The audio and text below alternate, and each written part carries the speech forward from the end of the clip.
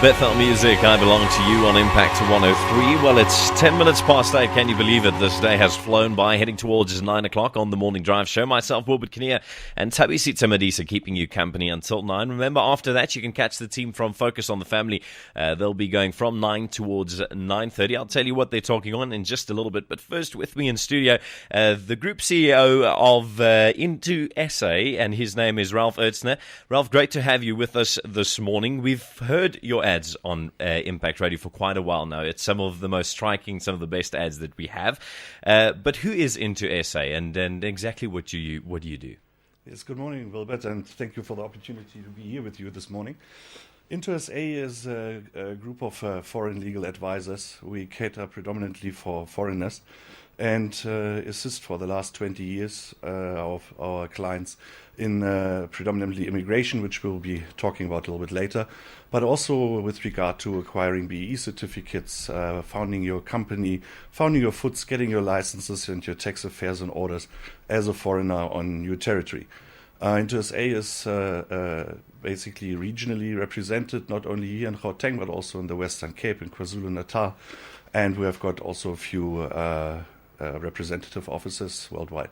Well, Ralph, it's interesting that you say you cater for foreigners in the legal aspect. It's something that's definitely been making news in the last couple of weeks. Just after Zuma released his new cabinet, we immediately got struck with the new immigration laws that came into force, and everybody's heard about it. But I don't know if everyone knows exactly what do those laws mean. What are the significant changes, and who's going to be affected by this? Yes, Wilbert.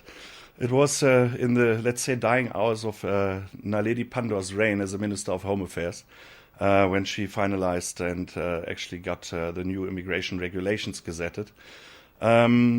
It's now Minister Gigaba who's taking over and has to live with it. But the main changes are, first of all, it's a terminology change. You know, we are not referring to the immigration permits as permits anymore, except for permanent residents.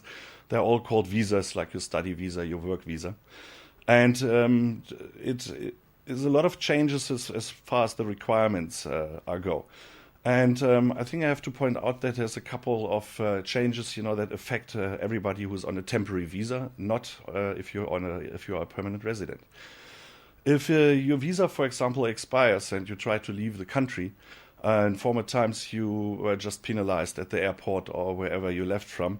Unfortunately, or fortunately enough, you don't get penalized anymore. But if you leave with an expired visa, you will be declared an undesirable person for South Africa for a term up to 5 years. So you leave and are not allowed to come back for up to 5 years. Most of the criteria that disturbs a lot of people is, that you have to, from now on, hand in your applications yourself. You can't be represented anymore.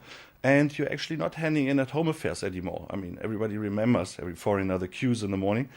There's a private group of companies, which is called Visa Facilitation Service Centers, where you have to hand in your application. And unfortunately, on top of the application fee, you also have to pay now another 1,350 Rand, to pay them.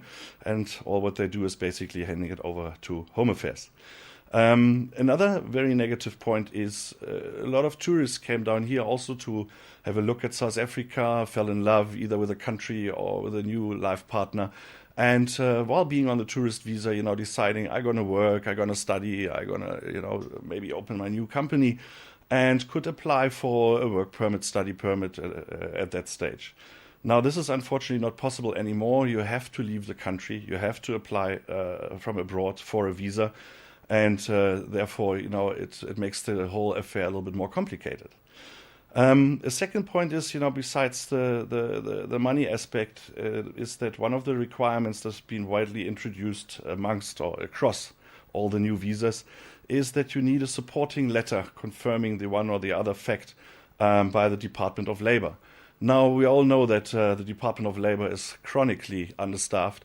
And whenever you ask for anything from them, it took already 3 to 6 months to get an answer out of them.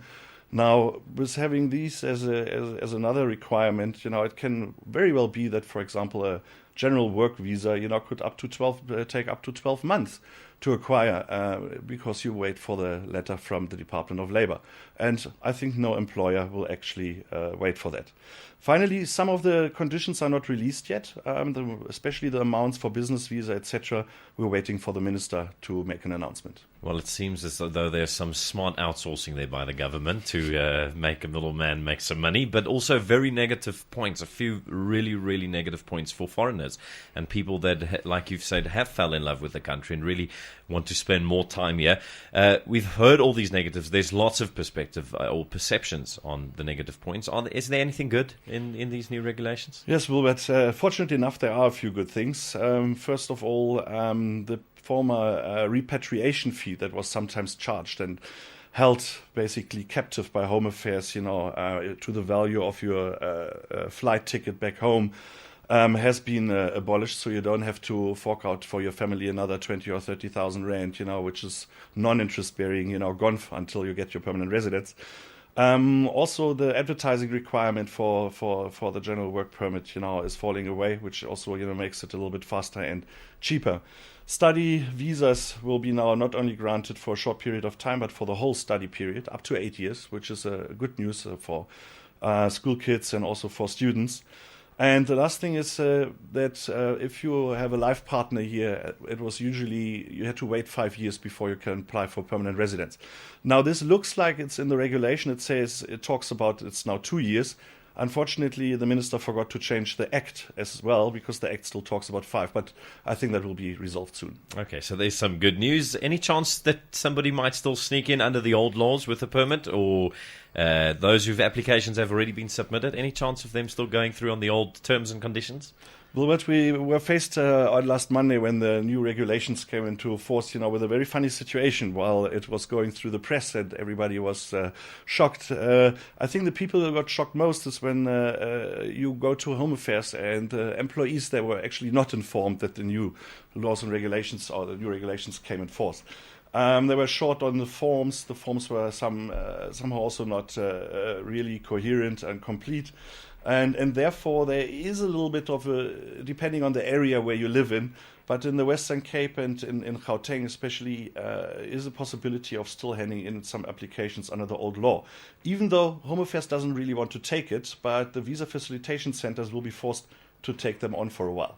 So that is the one thing that you need to know. The second thing is, if you have lodged already an application, it is not being affected because the date of application determines the application of the law, not the date, when it's decided. So a little bit of a glimmer of the more good news this morning. What other advice can you give people, Ralph? Some of our listeners who have a temporary permit, it might be expiring at some stage. Any advice? And then also maybe just to finish off some contact details where they can get into touch with you guys. It's obvious that you have all the knowledge and skills to handle these a very difficult situation at the moment. Also where maybe they can get in touch with you. Yes. Planning ahead is key, because one of the new regulations says that certain visas you have to apply for an extension 60 days before your visa expires or your old permit expires. And if you have already planned for certain applications and you think you've got your documents together, we might be able to still hand them in under the old law. So don't let your visa expire. Don't get caught at the airport. And Wilbert, for any further questions and information and assistance with your applications and the whole process, our company is called IntoSA. You can find us on the internet, www.into-sa.com. You can reach us toll-free on 0800 IntoSA or via email at info@into-sa.com. Well, Ralph Ertner, the Group CEO of IntoSA, I thank you a lot for your time this morning and also just enlightening us on what's really happening in terms of the new conditions. If you want to get in touch with them, www.into-sa.com or toll-free number 0800 IntoSA is where you can phone them. Ralph, have a great day further. Thank you, Wilbert. Thank you. Up next, it's Cherry Cab. You know this is one of my favorites. We got the power taking us past 20 minutes past 8 already, heading towards 9 o'clock.